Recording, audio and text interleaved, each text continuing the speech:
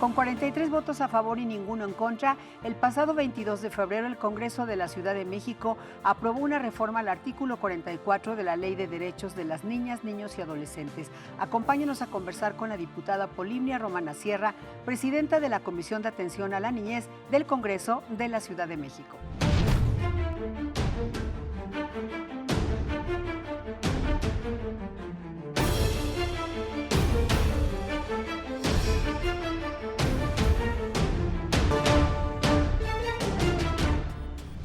Bienvenida, diputada Polibnia Romana Sierra, gracias por estar aquí. Y bueno, la pregunta es si es real que en México existen centenares de denuncias de maltrato infantil. ¿Cuáles son las cifras? Efectivamente, no nada más las denuncias, sino los ingresos al hospital en todo el país han sido cada vez más. Nada más el año pasado, en 2021, 1,900 niñas y niños fueron asesinados por sus padres o cuidadores dentro de su casa. El maltrato infantil en la forma de un castigo es cada vez, parece mentira, pero es cada vez más común y más severo. Eso es lo que nos ha preocupado. No nada más es la chancla, el cinturonazo, la nalgada con la que todos fuimos criados, sino cada vez es más violento este castigo y lo que más nos preocupa es que cada vez afecta más las emociones de las niñas y los niños, sobre todo en esta ciudad. Sí, niños que han muerto, pero también hospitalizados. Muchísimos. Esos son, las cifras no son exactas porque no siempre que se ingresa un niño al hospital, y eso es lo que tendríamos que cuidar nosotros desde el Congreso, no siempre que un niño o niña entra a un hospital se hace una denuncia, a veces se le atiende. Todas las enfermeras, los doctores se dan cuenta que fue a causa de maltrato infantil, a causa de uno de estos castigos terribles. Sin embargo, no se hace la denuncia, Ujú. trata de arreglar el niño, la luxación, la quemada, y se regresa a su casa sin ninguna denuncia. Eso es lo que más nos preocupa. Bueno, es la impunidad en este país. Las cifras de niños maltratados, golpeados, son mucho mayor que las denuncias que se presentan.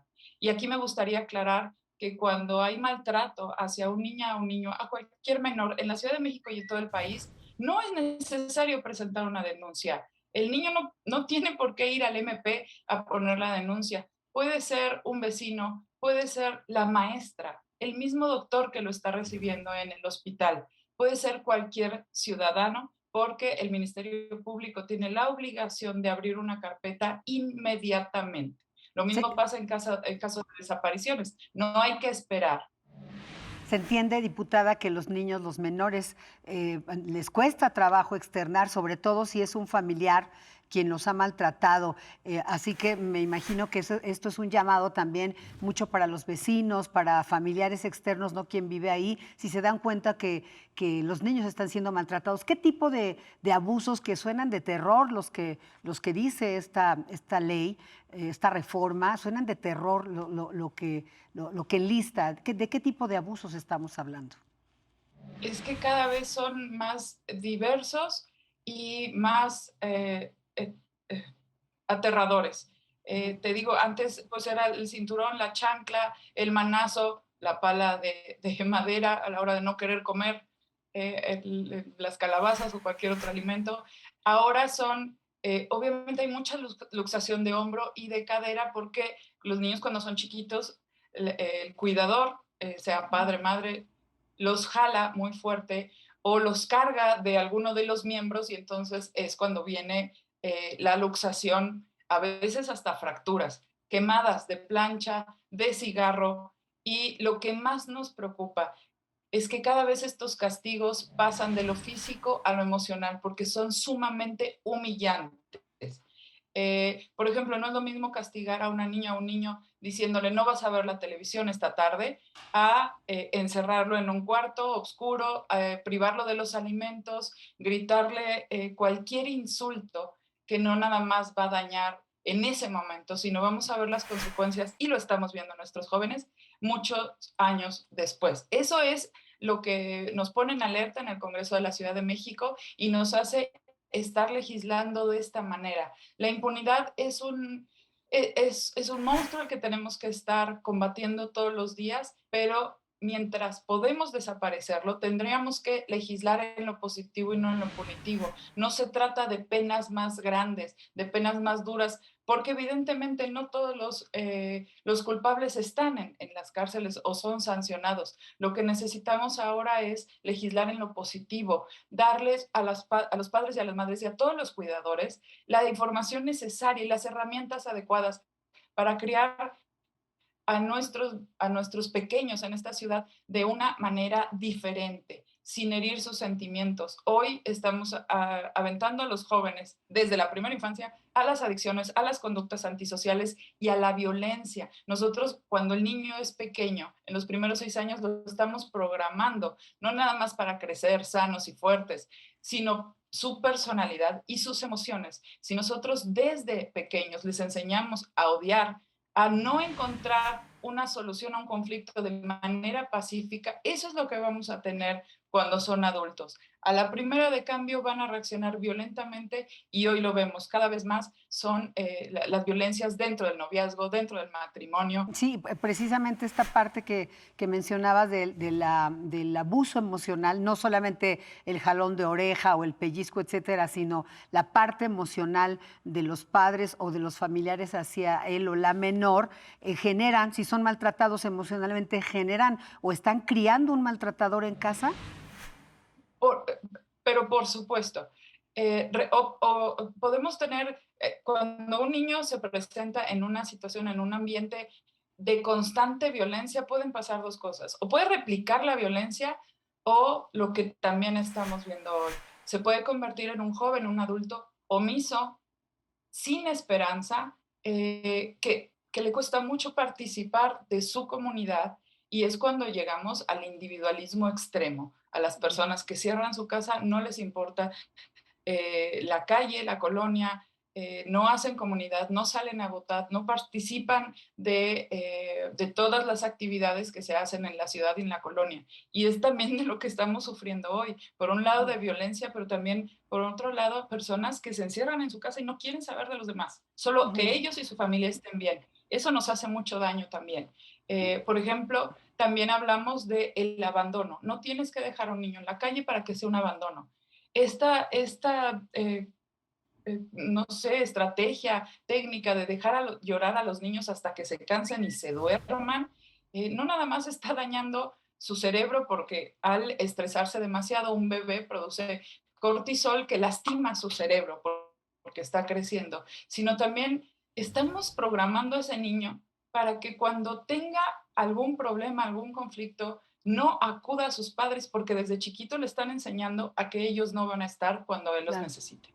Claro, diputada. Ahora, ¿qué consecuencias jurídicas o penales tendrá esta reforma a la ley? Porque, bueno, ahí están ya los hechos, las cifras, el maltrato. Bueno, ¿qué es lo que va a pasar con los maltratadores o las maltratadoras? Depende de las lesiones, puede ir desde sanciones económicas hasta 3 meses o años en la cárcel. Esto es para padres, madres o cuidadores, porque también tuvimos en recientes semanas las denuncias de maltrato infantil dentro de albergues. Y recordemos también que en el caso de lesiones a menores, cuando las provoca un familiar o el cuidador oficial, en este caso el encargado del albergue o la maestra, hay agravantes porque el niño no nada más quiere a estas personas, sino confía en ellas. Entonces, es un agravante el que tú seas el cuidador oficial y tú mismo lastimes a este niño o niña. No es atenuante, es agravante, porque el Bien. niño confía en ti y eso es lo más grave. No es lo mismo que un niño cayendo de un columpio se rompe el brazo a que se lo rompa su padre.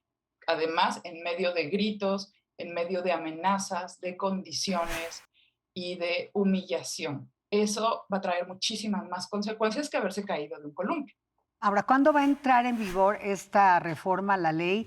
¿Ya entró en vigor? ¿Y cuál sería el procedimiento para la gente que nos escucha y que nos ve, que pudieran orientarle y decir, bueno, tú, no solamente los que presencien este maltrato, sino algún, pues sí, algún vecino, algún familiar que de pronto dice, no me quiero ni meter? Bueno, primero, aquí quisiera aprovechar para decirte que esta reforma, esta iniciativa de ley se votó a favor por unanimidad en el Congreso. Parece que son de las pocas cosas en las que todos estamos de acuerdo.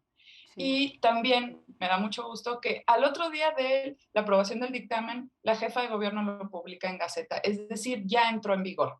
¿Qué tiene que hacer un vecino, la maestra? Es denunciar a las autoridades, en este caso al DIF. También pueden hablar al 911 y aclarar que es maltrato infantil. Las denuncias, en caso de los vecinos, puede ser anónima. En caso de la maestra, si es una escuela pública, ella es una funcionaria y tiene la obligación, lo mismo que el personal médico en hospitales o en consultorios. No necesitan ir al MP, pueden hacerlo vía 911. Todas las autoridades y funcionarios conocemos en nuestro manual cómo se tienen que hacer estas denuncias. También pueden ser anónimas, pero no es necesario que sea así. Diputada, parece, bueno, ya existía esta famosa ley chancla en algunos otros estados de la República, pero a partir de la aprobación en la Ciudad de México se está comenzando a replicar en otros estados, eso por un lado, pero me gustaría que por último nos comentara estos, valga la redundancia, comentarios que se dieron en las redes sociales cuando se aprobó la ley chancla, donde algunos papás escribían, bueno, no me importa lo que diga la comisión porque yo sé cuándo darle un chanclazo a mi hijo. ¿Cómo lidiar con eso? Estamos apelando al sentido común de las padres y las madres y que entiendan que el país no es el de hace 40 años, el de hace 50 años. Por supuesto que tenemos que corregir a nuestras niñas y niños, es parte de la educación, pero nosotros creemos que con la información y las herramientas suficientes, ellos puedan elegir una vía pacífica, una vía positiva para corregir. Podríamos quitarles la televisión, quitarles el teléfono, que bastante mal les hace, para castigarlos, pero no privarlos de los alimentos o darles un golpe tan fuerte. Tenemos que aprender a resolver los conflictos de manera pacífica, incluso en la paternidad, en la educación de las niñas y los niños. Yo entiendo que hay poco tiempo ya para esto, que las madres todas tenemos que salir a trabajar, ya son pocas las afortunadas que pueden vivir en casa y haciéndose cargo de las niñas y los niños. Entiendo que los padres cada vez tienen jornadas más pesadas y más, la vida es muy cara, sobre todo en la Ciudad de México. Sí. Entonces queremos apelar también a la conciencia de tener una hija, tener un hijo es una responsabilidad, cada vez es más difícil y pues tenemos que planear. Pues muchísimas gracias por haber participado en Ruta de N40 y esperemos que el mensaje llegue a la sociedad. Muchas gracias. Gracias a ustedes. Vamos ahora a ver justamente qué se dice sobre este tema en las redes sociales.